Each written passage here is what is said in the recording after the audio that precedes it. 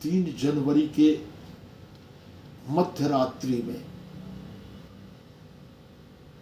अमेरिकी राष्ट्रपति ट्रंप की आतंकवादी कार्रवाई जैसा दृश्य उपस्थित कर एक स्वतंत्र राष्ट्र वेनेजुएला के राष्ट्रपति और उनकी पत्नी का अपहरण कर अमेरिका ले जाया जाना, यह दुनिया के मानवता और अंतर्राष्ट्रीय कानून का खुला उल्लंघन है।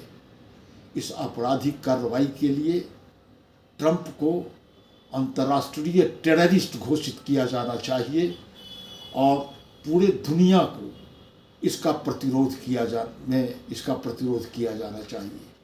सबसे दुखद बात यह है कि अमेरिकी साम्राज्यवादी प्रशासन अपनी दबंगई के लिए दुनिया के ऊर्जा क्षेत्र और खनिज संपदा पर आधिपत्य के लिए जिस पागलपन की तरह आक्रामक रुख अपना रखा है और पूरी दुनिया को एक बार फिर औपनिवेशिक युग की ओर ले जाने, सीधे हमला कर राज्यों पर दखल करने और अपना शासन चलाने का घोषणा किया है, यह मानवता और आधुनिक मानव सभ्यता के इतिहास में काला धब्बा है।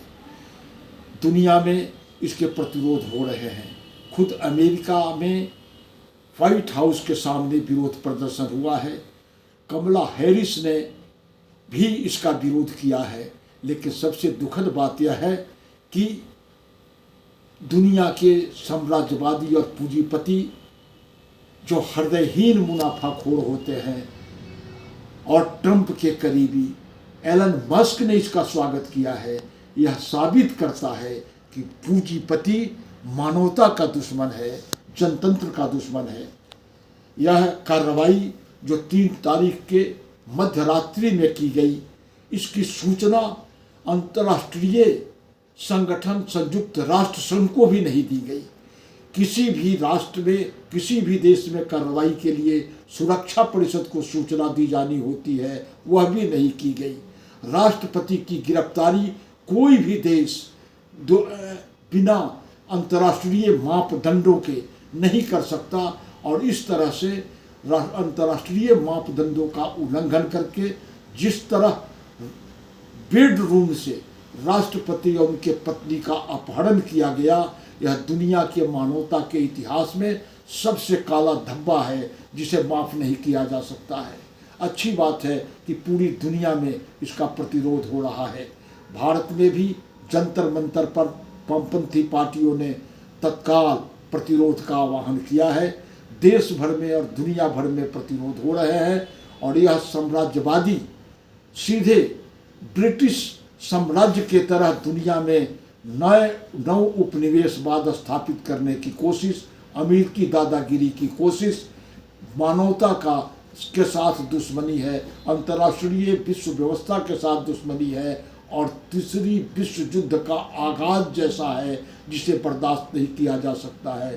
दुनिया के मानवता को, दुनिया में जनतंत्र और नागरिक आज़ादी को खतरा पैदा करके और विश्व को तीसरे विश्व युद्ध में ढकेलने की कोशिश जो विश्व विनाश का कारण बन सकता है, यह मुनाफाखोरी हृदयहीन अप्रोच निंदनीय है। हम AITUC की ओर से मांग करते हैं कि पहले तत्काल मादुरो को रिहा किया जाए, इस ट्रंप को विश्व अपराधी घोषित किया जाए, टेररिस्ट घोषित किया जाए और इस कार्रवाई को आतंकी कार्रवाई घोषित करके अंतर्राष्ट्रीय कोर्ट में मुकदमा चलाया जाना चाहिए और पूरे देश में हर जगह मजदूर, किसान, छात्र, नौजवान, जनतंत्र प्रेमी लोगों से अपील है कि इसके प्रतिरोध में सड़क पर उतरे। अच्छी बात है कि अमेरिका में भी विरोध हो रहा है। हर दुनिया के जनगण को इसके विरुद्ध सड़क पर उतरना चाहिए।